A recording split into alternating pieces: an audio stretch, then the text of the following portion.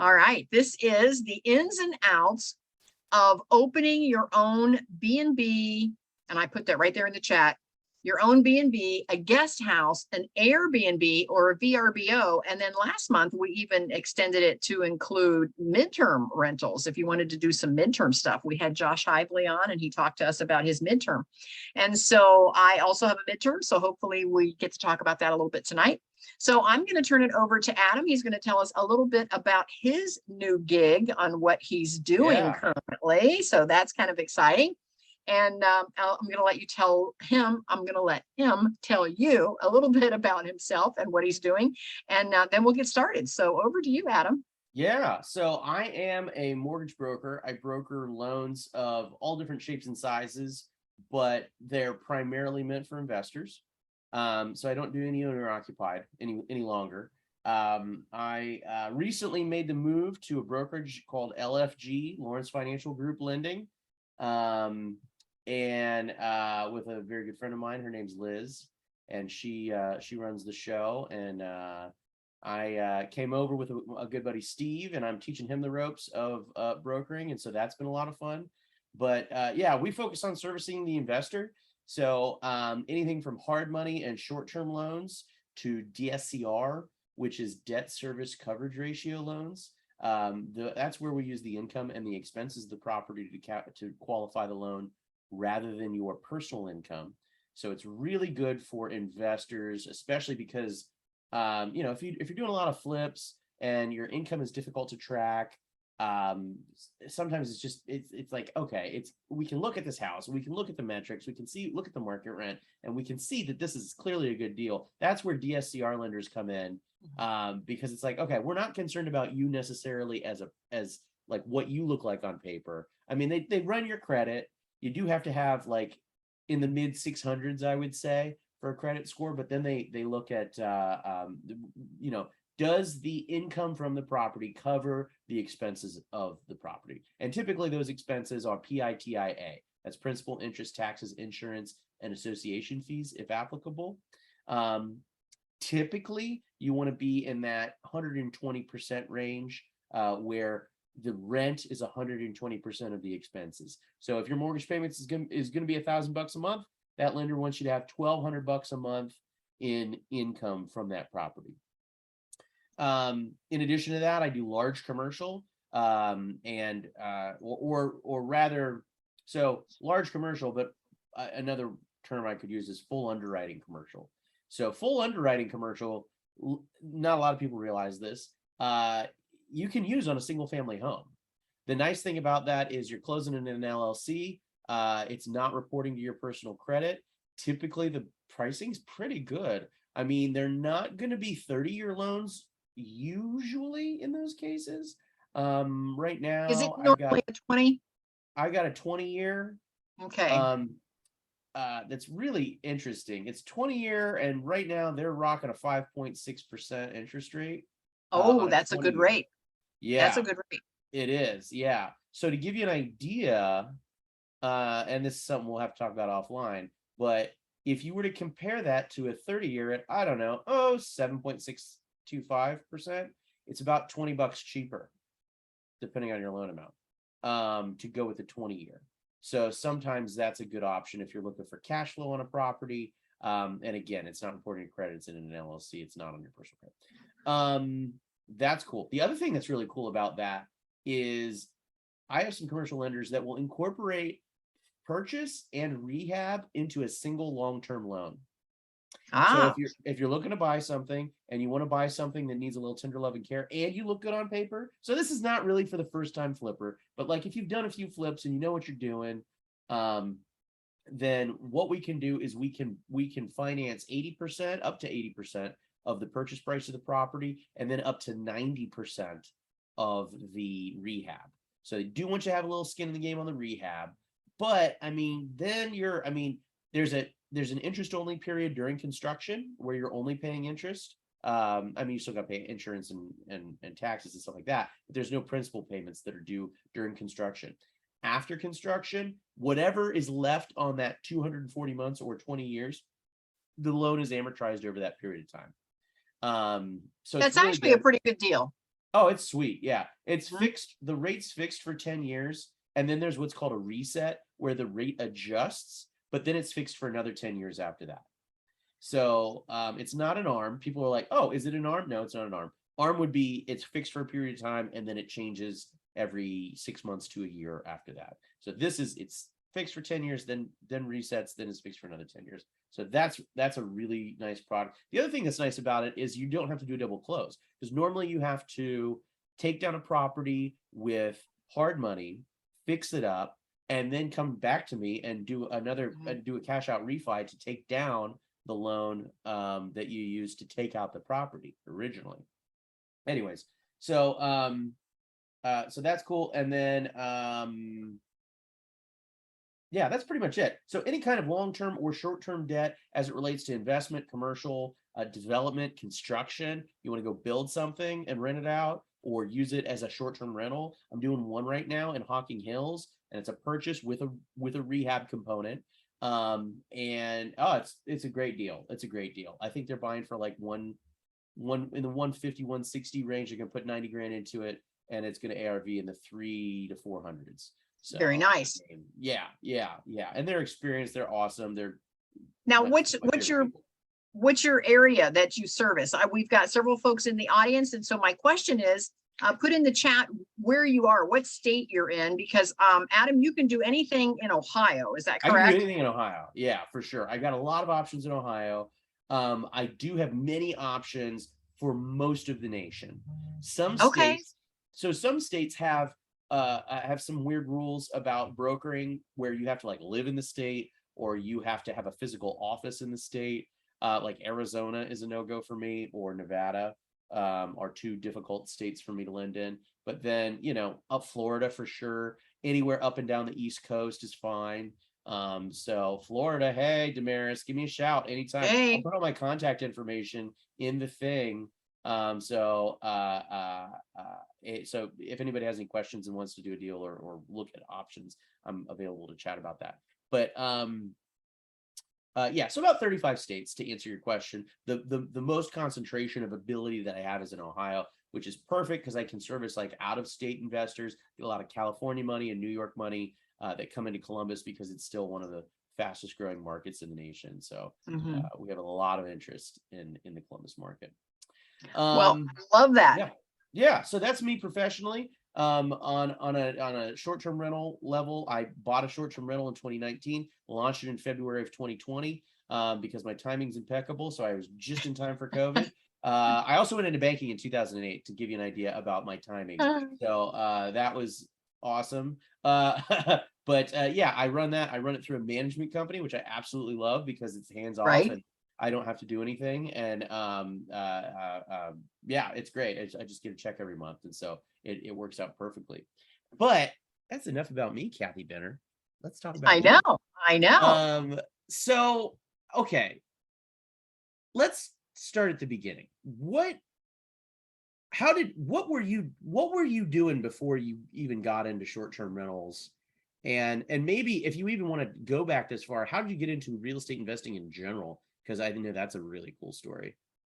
Well, I'm going to give you the short version so we can talk more actually about the short-term property. But Yeah. I was probably 12 years old when I told my mom that, hey, when I retire someday, I'm going to run a bed and breakfast. Now, I had no clue what a bed and breakfast was. I probably read it in a book because I was an avid reader. So I probably read it in a book somewhere. And but I really didn't know what it was. But over time, of course, I did figure out kind of what it was. And so I was in corporate America. Fast forward, I got into the salon industry. And in the salon industry, I realized my big aha moment was when I realized that the owners were doing what was called a booth rent type salon, where they were renting a chair out to stylists and nail techs, a nail table. And the owner of the salon then was collecting all of that. We fondly call it booth rent. It was actually just rental income from independent contractors. And they were collecting that booth rent and then paying their rent or their mortgage, or, depending on whether they owned or whether they were renting a space. And of course, a lot of these salons are in shopping centers where they're renting a storefront and the price can be pretty expensive. So my aha moment came when I realized that I could open my own salon now that I was in the salon industry. I didn't go into the salon industry till I was 40 years old, by the way. I was the oldest one in my class when I went to cosmetology school. So anyway, I realized that I could buy a building and have booth renters, and I could actually collect the booth rent and pay the mortgage and the taxes and insurance that go along with that, the PITI you were talking about. And at the end of 20 years, if I did a 20-year note on an investment building, that in 20 years, I would have a building paid for. And so I did not have a retirement at age 40. And it was my way of developing a retirement income. And so that's how I got into purchasing real estate in general. Is my first purchase. Well, I owned my condo that I lived in, but my first investment purchase was a salon building. And so anyway, my thought process was, I really couldn't afford to, put something up at one of these shopping centers. I mean, by the time my money would have been gone just in hooking up the utilities. And so, all the underground stuff. So I thought, well, you can go into all these little cities all over the United States and go into the heart of those little towns. And oftentimes the very core of all the little towns have transferred over to commercial space. And those little houses that, maybe were built in the 1800s and 1900s, all of those houses in those towns have now been turned into little bookstores and little coffee shops and little hair salons. And so that was where I shopped for a building, because I thought I can at least afford it. It already has utilities, already has the underground stuff done. So that's what I did. So in my little hometown of Canal, Winchester, I drove around and I found one of those houses that was zoned commercial already, and bought it and turned it into a beauty salon. So now I know the audience is probably getting ahead of me thinking, aha, and now that's her bed and breakfast. Actually, it is not. Actually, when I did retire 20 years later from the salon industry, I turned that first commercial building into a little office building. And so now the actual Chamber of Commerce rents a space from me, and a couple of attorneys rent a space, and a couple of medical professionals rent a space. And so anyway, it's a little office building. And so I still have that first building still today, and it is still cash flowing. It is now paid for in full by my salon staff over that 20 years from my age 40 to age 60. And then I actually retired at age 60 when I thought that I wasn't going to get to retire at all. I actually ended up retiring early at age 60. I didn't wait to age 65. So that's my real estate story. And then it was at age 60, when I retired, I thought, what am I going to do with myself? Because I was used to being in that salon, and having clients every hour on the hour, And so I thought, what am I going to do? Watch soap operas all day? What am I going to do with myself? And that's when I went, aha, a dream recovered instead of a dream discovered. And I said, I think I want to have a bed and breakfast. So during that time of running the salon, I met Mark, and he and I bought a house together. And so I approached him and said, I want to turn a couple of rooms in our actual home, which is an 1865 house that was built right at the end of the Civil War. Yeah, if these walls could talk. And I said, I want to put a room out on Airbnb. That's how I got started. I said, I just want to toss a room out on Airbnb and see if I'm going to like it. So that's how I decided to start my bed and breakfast. Okay, nice. And then, so, okay, now I know, because I know a little bit about your setup, and I know that you've mentioned in the past that your living area is separated from the guest area. Was that already set up when you rented that first room? No. Okay. No, not at all. First of all, I didn't want to put a lot of money into doing anything to the house until I knew that we were going to be okay with having strangers in our home, because that was going to be my model, was to actually run it out of my residence, because that way I could do all the flips, I could greet the guest, I could take care of the breakfast, I could do all of that. And so we just started with one room and put it out on Airbnb. We had a couple of guests. It went okay, it was a little awkward start because I didn't really know what I was supposed to do. The guests really weren't expecting to be in somebody's house when they first showed up. And so they were kind of like, we're staying here. And I'm like, yeah. It was a What do you little, want for dinner? yeah, What, it was one of those. what year was this roughly? This would have been October of 2016. Oh man, coming up on your Yeah. 6-year anniversary. Yeah. So October of 2016. And we had a guest. We had two guests. We, ended up having, several times because just one room now. So we now started having guests. And one morning I wake up and I come out into the kitchen and the guest is actually in my kitchen and his head is way back in my refrigerator and he's pulling stuff out.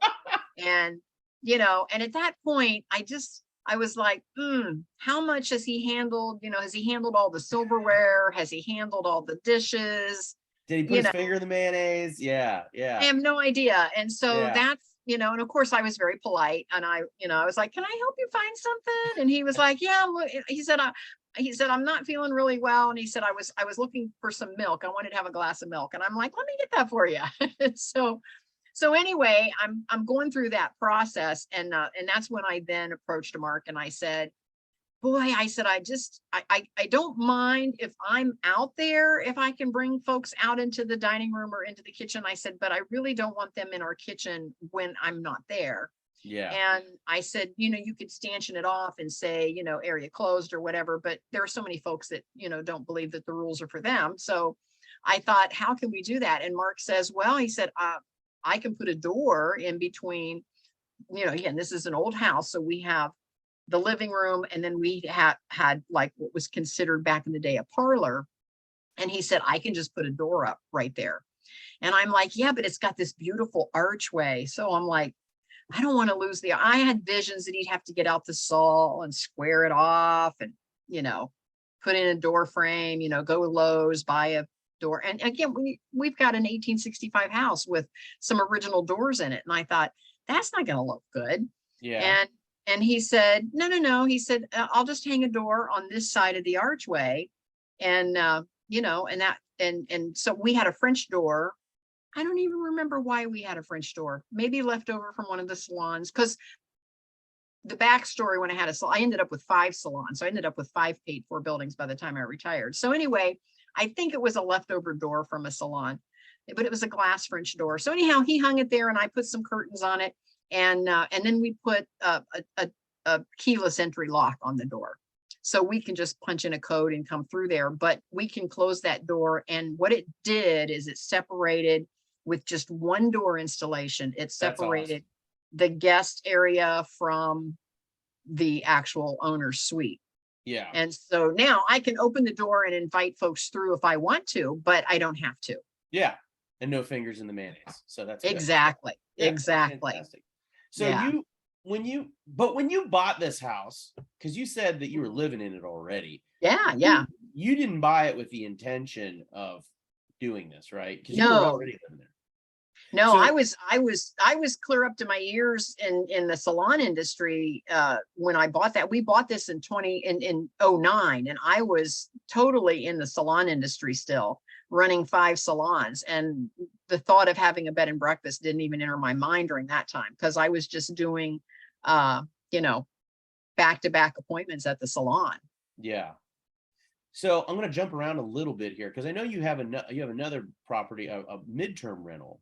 And that one you did buy with the intention of being a midterm, is that right? Yes, I did. Yes. So that raises the question, like, what do you look for in a property when you're trying to do this? When you're trying to set up for me, I always have to have a plan B. So the fact that we were already living here, as far as the short term, I was already paying the mortgage. I was already paying the insurance. I was already paying the water bill, and the heat and electric and all that. And so if I had a guest, that was fine. And if I didn't have a guest, that was fine. So it took the pressure off of feeling like I had to perform and I had to have so many room nights a month and all of that. because it was just going to be kind of an extra cash flow, but it was also to give me something to do. And whenever you're doing something that is optional, it just takes the stress off when it isn't, when you don't have that financial commitment. So with that in mind, when I decided that I wanted to do try a midterm, which is, for those listening, it's anything over 30 days, but less than a year. And I will start off by saying this: when you have a long-term investment property, you can rent it out for whatever the market will bear. And if you have a midterm, which is more than 30 days, less than a year, you can get about twice the rent that you would get on your long term. And then if you have a short term, you get about 4 times the rent that you would get on the long term. And so when I started shopping for a midterm, my plan B was, could I just back up and just do a long-term renter if for some reason the midterm didn't work for me? Yeah. If for some reason I couldn't keep it filled, or what I was buying it for, because you know how the economy ebbs and flows and things come and go. And I thought, if for some reason it just doesn't work long, for me to keep it rented as a midterm, I could always just put a long-term renter in there. And so when I bought this midterm, it actually came with a long-term renter in there, but we knew that she wanted to relocate, but we didn't know how soon. So we told her, just take your time. You can have it as, she'd been there a couple of years and you can live here as long as you'd like. And she was there about 6 months. And then she called me and was excited. And she said, okay, this is it. She said, I found the house. My kids are already in the Carolinas. I found the house I want in the Carolinas. I'm moving to the Carolinas. And she said, I'm giving you my notice. So I was excited because I was like, okay, now I can try this midterm thing, because that's what I wanted to do. And so then I just kind of said to her, because I'd been in her house, her furniture was wonderful. She bought it all brand new when she moved in, 2 years earlier. So everything was less than 2 years old. And so I said to her, what are you going to do with your furniture? And she was like, oh, I thought about, moving it and paying a moving company. But she said, I probably would be better off to just sell it and start over. And so I said, well, if you decide to do that, just, keep me posted. And a couple of days went by and she sent me a text and she said, if you're still interested, I would sell it for, $1,500 to $1,700 and you can have the whole house full. And she sent me a list, of what that included. And I said, okay. And then by the time I went to do the walkthrough with her, the day that she was giving me the key back, she even left the pillows and the curtains and the pictures on the wall, which was not on her list. So she said, what am I going to do with that stuff? It all matches this stuff. So just, you can have it all. So I'm like, okay. So that's how I got started. Like what, if you don't mind sharing, what did you pay for all her furniture? I ended up paying her $1,500 cash. That's awesome. And that was couches or a couch and a bed and a table and a washer dryer. Okay. Yeah, it's just a little 1-bedroom condo, and it wasn't full of furniture. It really was just pretty darn perfect for a midterm rental. Lots of open space. So I am curious about something, because I did think of something, but so I want to jump back to the Caraway Guest House. Okay. That's the name of it, right? The Caraway Guesthouse? The Caraway Guesthouse. Where'd you come up with that name? Oh, this is a better story. I don't know that you've heard this story. Have you heard this story? I think I know something about it, but go ahead. Okay. So Mark and I, we were going skiing in upper state New York. And I, of course, at the time was still, working in the salon, and I was a nail tech. So I was using my hand. I said, I don't want to go skiing and like break a wrist or something, because I'm totally out of business. Yeah. And he goes, well, what are you going to do? And I said, well, I'm going to stay at the lodge, and enjoy the fire and the drinks. And I'm going to pick out a name for the guest house. And he was like, okay. He said, well, I'm going skiing. So off he goes. He comes back at lunchtime and he goes, do you have a name? And I said, yep. And I told him the name, and he goes, I'm a little offended.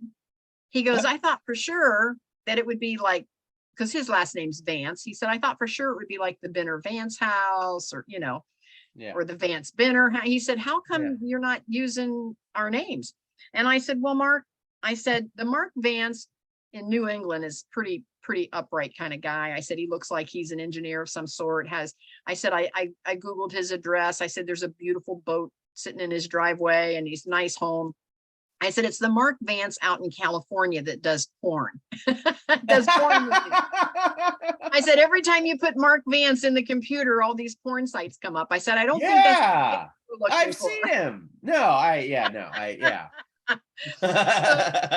So as But soon as I discovered that, I said, okay, the house was, it had a 1920s flare, even though it was built in 1865, it had a 1920s flare. And we discovered that the dad built the house in 1865.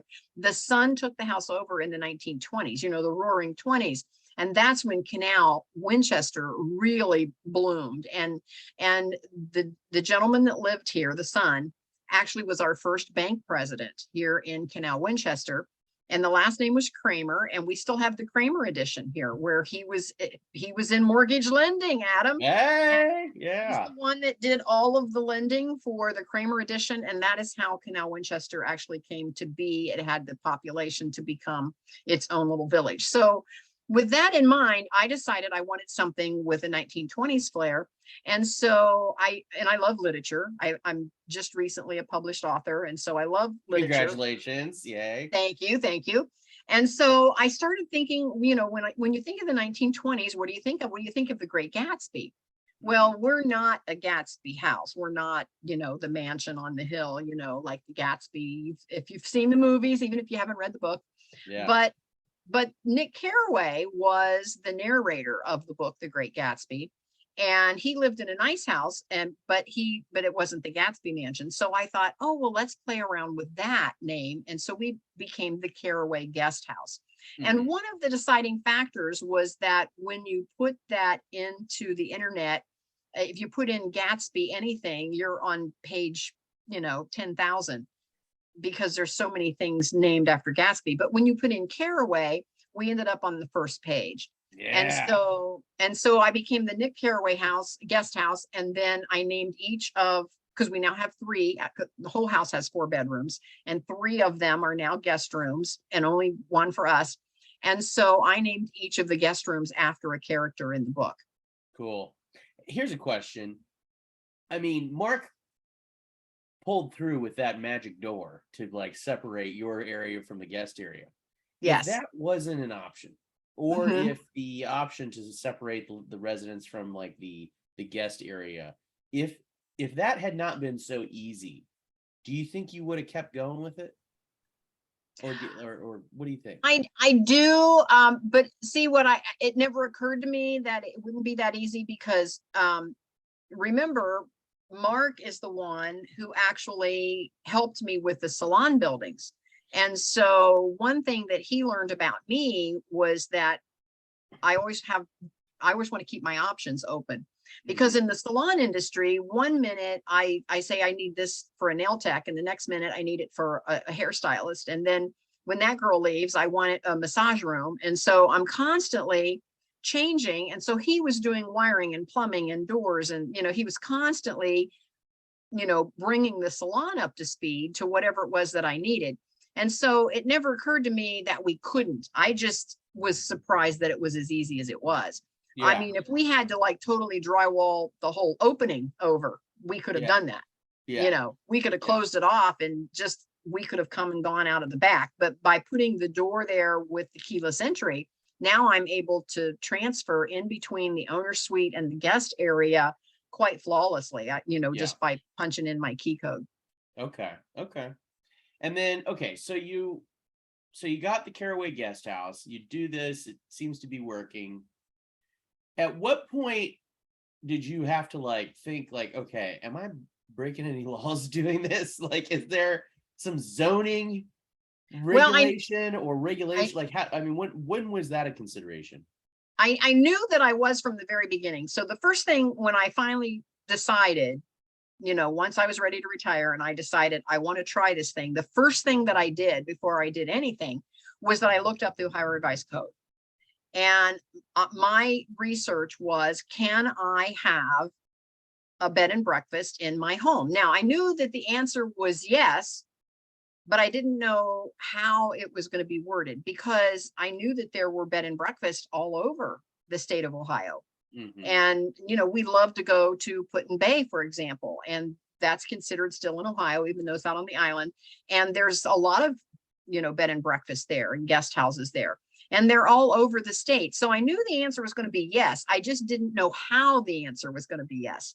Yeah. And so I looked it up on the Ohio Revised Code, and the Ohio Revised Code says if you are in a residential area, which we are, it says you have to live in the house that you're going to rent out as a guest house or, a bed and breakfast, short-term rental of any kind. You have to physically live in it. And then you can have rooms up to 4 rooms, up to 16 guests, only breakfast. You can't serve dinner. So anyway, this was all spelled out right in the Ohio Revised Code. So I knew I could do it. But so then, I didn't go get any approvals. I just put it out on Airbnb a couple of times to see if we were going to like it. I didn't want to spend the money and do all if we decided we didn't like it at all. Yeah. So I just did that to see if we're going to like it. Once I knew that we were going to be okay with having strangers in our house, and especially once Mark added the door to keep the guy out of my mayonnaise, then it was time for us to then go to zoning. Well, when I went to the city, because we're in the city limits now of Canal Winchester, when I went to the city, they were like, we don't have any bed and breakfast inside the city limits. We don't know either. So they found the Ohio Revised Code, and they said, we don't have anything in our city zoning for this because nobody's asked before. And so they said, if you'll hang in there with us, we'll figure out some way to grant you an approval and see what that's going to look like from the city point of view. So if anybody else wants to do it, we're going to do it all the same. So we don't have this, this Frankenstein kind of approvals across the city where somebody goes, well, I didn't have to do that. Why did you have to do that kind of thing? So they worked with me. We came up with a set of rules. They decided that I wasn't commercial, but they kind of wanted me to have a fire inspection since people would be sleeping here. And they wanted me to have a health department inspection since I would be serving, breakfast. And so they had some things that they kind of wanted to see. And then I was not going to get an occupancy permit because I'm not a commercial space. So they decided they were going to call it an occupancy letter instead of an occupancy permit. And so then they said, well, now that we've done all of this, they said, can you write up a little program? We're going to give you a grant to write the program on how to open any type of a guest house, Airbnb, VRBO, whatever, in Canal Winchester proper. And so I actually got $1,000 grant to write their program for their zoning. Awesome. And I have my little, occupancy letter framed in my parlor so that any guests that come in knows that we are approved. And That's then awesome. once a year, we have to do our fire inspections and our health department inspections. Cool. Very cool. Very cool. And what's it? I mean, so somebody comes, they book at the Caraway Guest House. What's that like? What's it like when they show up? Well, again, early on, our very first guest or two, if anybody in the audience has ever done this, you know what I'm talking about. I was at the door every time a car would go by. I'm like, is that them? When are they going to get here? I want to welcome them and all that. And after a while, it was very time consuming because folks don't come all at the same time, and sometimes people get delayed and sometimes people's flights get delayed and then they have to wait for the rental car. And then by the time they drive over, and Mark and I are travelers. So we got that, we understood that because oftentimes we roll in at midnight somewhere, and so Sure. I thought, wow, am I going to just stay up because check-in is after 3? Am I from 3 o'clock on till whenever? Am I just going to be on call, hanging out in the parlor, waiting for these guests to arrive? And so, again, I started doing some research and I decided that I wanted to put the keyless entry on the front door as well. And so what happens is now when a guest shows up, they already have a welcome letter. So once they book, I send them a welcome letter explaining that the day of they're going to get the keyless entry code to come through the front door and they're going to get their room assignment. And then I give them a little description of, I'm going to leave some snacks in the parlor for them. Basically, I'm telling them I'm going to leave the light on, come whenever at your convenience, no matter how late. And so now, oftentimes, once I get my rooms flipped and I get my letter out to them, with all of the entrance instructions, Mark and I, we go out to dinner, we'll go dancing, we'll go to the movies, we go do whatever, and we don't pay any attention what time they come or how late. Yeah. Does each room have its own bathroom or no? Well, again, thanks to Mark, yes, it does. Yes. Yes, it does, because Mark is a miracle worker. he is, because when we travel, now we've stayed at Airbnbs, we've stayed at VRBOs, we've stayed, we've traveled abroad, we've stayed at hostels, and, and sometimes the bathroom is down the hall, and that's okay. And it's a shared bathroom. But in a perfect world, we love it when we have our own private bathroom. And so Mark says, I think that that's probably important, especially when they realize that they're staying at somebody's house. They don't want to, they don't know whether we have kids or not, or whether they're going to share the bathroom with the 3-year-old. So he says, I just think it's important to have a little en-suite bathroom. And so once he added that, and what he did, for those that are listening, he took a closet, and we have a full basement, so he can do plumbing in the basement. It's not finished. It's just a, utility type basement. That's where our furnace and hot water heater and all the plumbing pipes are. So he can run those pipes anywhere across the basement and then just come up through a wall or up through a closet. And so what he did is he took the closet in each room and actually made a corner bathroom, put the shower right in the corner, and then he put the commode on one side, a little pedestal sink on the other, and then he even made the wall and the door kind of an octagon shape there on the corner. And that way it hardly takes up any room space out of the room itself. Yeah. I lost my closet, but when folks are traveling, they really don't need a full size closet in a room that they're spending a couple nights in. So that's how we ended up adding a bathroom in each of our guest rooms. That's cool. And then so you've got people coming and going from on this property. Then you've got your midterm rental. How do you keep it all straight? Are you using, like, what kind of software are you using to manage everything and make sure that, because are you on Airbnb and then the other sites like VRBO and stuff like that? I am. And so early on, again, anyone that's just starting to do this, early on, I decided I was going to do Airbnb and I was going to do booking.com. Those were my two. Yeah. And of course, those are kind of common. And so folks that are doing those, Airbnb and booking.com, have made an agreement that they will sync your calendar of those two, but there is a 15-minute or possibly up to a 15-minute delay.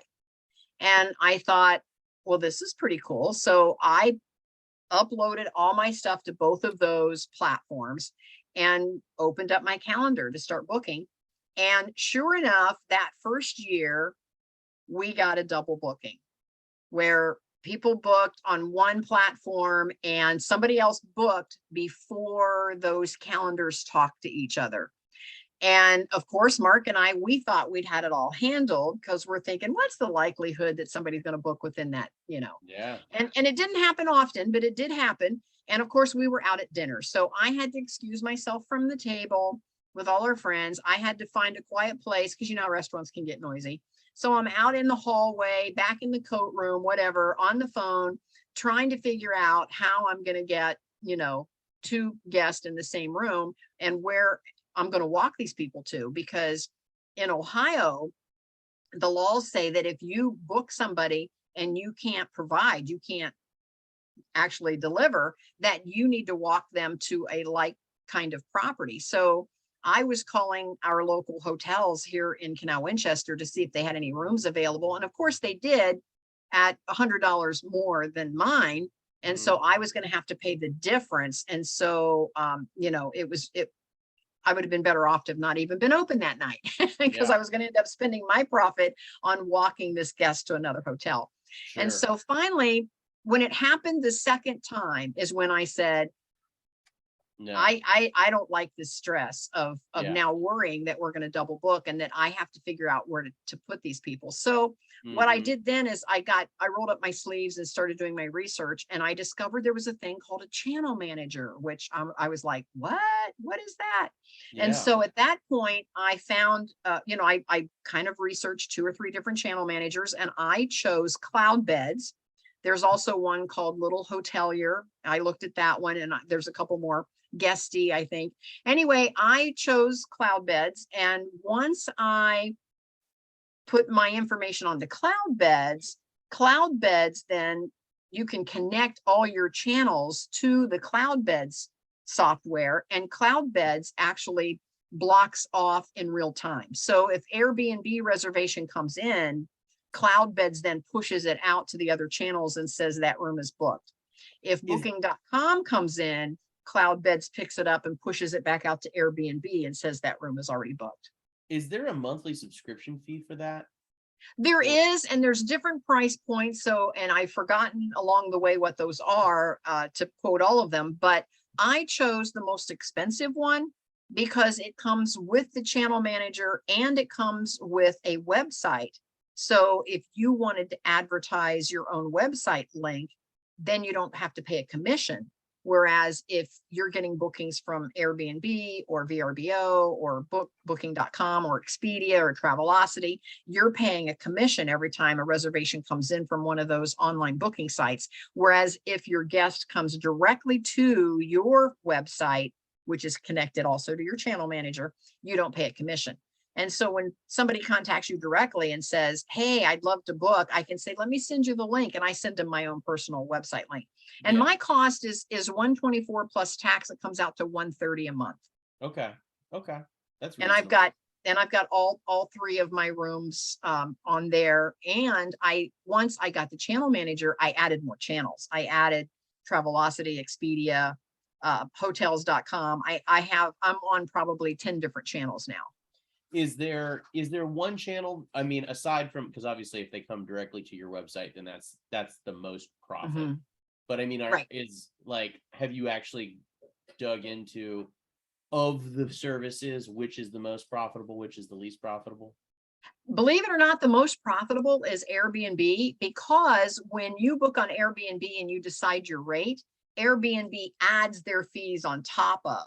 Yeah. But when you're booking on booking.com and Expedia, Travelocity, all those others, their fee comes out of the booking price.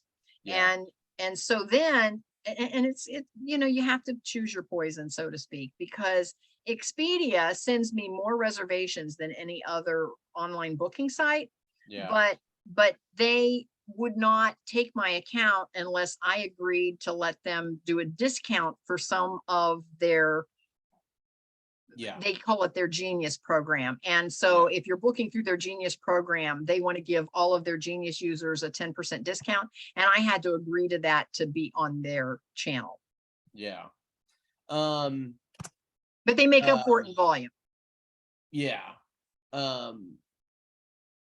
Okay. I have a question for you that is kind of recent news that's been coming up about short-term rentals. And that is, the checkout lists. Have you seen these articles? There have been a couple articles that have been kind of criticizing short-term rentals and Airbnb in particular, because sometimes you stay in a house, you stay in this location, and and in order to check out, you have to like take out the trash, and you got to like de-linen the beds and mow the grass and feed the dog and do all this. And it's like, it's like, go grocery shopping. What are you I mean, why am I paying you $125 cleaning fee? Has been the criticism. Do you have any thoughts on that or feelings about that? I do. And so for the first thing that I want to say is that I wanted to keep all of my stuff pretty much the same across the board. So no matter what online site they book on, they're going to get the same deal. And so that way, sometimes you say, oh, I can get a better deal if I book on this site or a better deal on that site. And I wanted to keep mine the same across the board. And here's why. When we first started, to answer your question, when we first started, we were catering to an art studio here in town that was having on-site art classes. And I didn't want, 3 different art students sitting in the same room saying, it's like the TV commercial. Well, I got it for this amount. What did you pay? I only got it for this amount. How come I had to pay, And Yeah. because that causes hard feelings. And so ours is the same rate across the board. And the only online channel that has cleaning fees is Airbnb and maybe VRBO. I don't know, but Airbnb definitely has the option that you can do that. But I do not add any cleaning fees onto my Airbnb site. When they go to Airbnb, they get the same price that they get on the other channels. Do you make them mow the grass, clean the toilet? No, I don't make them do anything. As a matter of fact, ours is probably closer to a hotel than any of the other Airbnbs, because a lot of them, you get the kitchen with it and you can, all of that. Now I do have outdoor areas. I've got the fire pit and I've got the grill and all the tables and chairs, and we've got a little a little garden and all of that stuff that everyone can use. But in the house itself, when they come in through my parlor and go to their room, they're getting a room with 2 double beds and an ensuite bathroom and a coffee station inside the room. It looks almost identical to a hotel room. That's cool. And there's no cleaning fees. We don't ask them to do anything. They don't have to empty trash or strip beds or anything. Yeah, they don't do anything. I think that is, I don't know what that is. I guess it's maybe, I mean, I can only think that it's hosts that are not really empathetic to a traveler's needs or wants and desires, and like just trying to squeeze every penny out. Like, okay, well, if I have them change the trash, then I don't have to have the cleaning lady change the trash, and then maybe I'll save a couple bucks there. I don't know what it is, but it just seems, because I've had that before, because I stay in short-term rentals pretty frequently. And yeah, I do too. And I've had that as well. And the problem with some of that is I don't mind taking my trash out. I get that because it makes the unit smell, especially if you've cooked a certain food that, has an odor to it. I get that because, you might leave at 7 a.m. to catch your flight and their cleaning crew doesn't come till 3. And so I understand the trash, but I always have a problem with doing the first load of linen. I get if you just want me to throw it in, but if you want me to wait and put it in the dryer, well, what happens if I have a 5 a.m. flight? Yeah. What time do I have to get out of bed to do a load of laundry before I get on my flight? It's ridiculous. It's ridiculous. And half the time you don't even find out about the cleaning list until after you've already booked it and committed, and it's like a real deal. Well, and then it's posted on the refrigerator or something. And then it's on the fridge, and it's like, lame. I get it. So I mean, that's it. So do you do all your cleaning, or do you have somebody help you? I do all of the daily flips here at the guest house, but I do have a gal that comes in a couple times a month and she deep cleans for me. She does like the fans and the baseboards and the windows and the stuff that I don't do between every guest. Okay. And so it is helpful. What do you think is a reasonable price range for some kind of for assistance like that, where they're not doing every flip, but maybe or every room, but they are doing the deep clean like once or twice a month? What is that? What do you think is reasonable for that? Well, I think anywhere from maybe $30 to $45 an hour is probably the going rate in my area. It just depends. If you're in, and again, now there is a difference between cleaning a house and cleaning an actual Airbnb guest house. Yeah. And the difference is this, and my gal is a cleaner. She's not a stager, but when you have a guest house or an Airbnb and you're putting it out there to the public, you almost have to have it staged. Yeah. You have to have the flowers on the center of the table, and you have to have the rugs not crooked, and you have to have the pillows poofed and all that stuff. And my gal is just a cleaner. And I don't have her stage the rooms for me. She just comes in and cleans. And then I go back in after her and poof the pillows and straighten up the comforters on the beds and that sort of things, where she maybe pulled them up to vacuum underneath and they're not quite perfect. And I go back and try to make it look perfect before my guest arrives. So, but it's a needed service for me because she does all the corners. She does all the high stuff and low stuff. And that way I can just go in and keep the beds changed and empty the trash. And you don't charge any cleaning fees for that. I do charge cleaning fees, but my cleaning fees just go directly to whoever the cleaner is. My management company arranges that.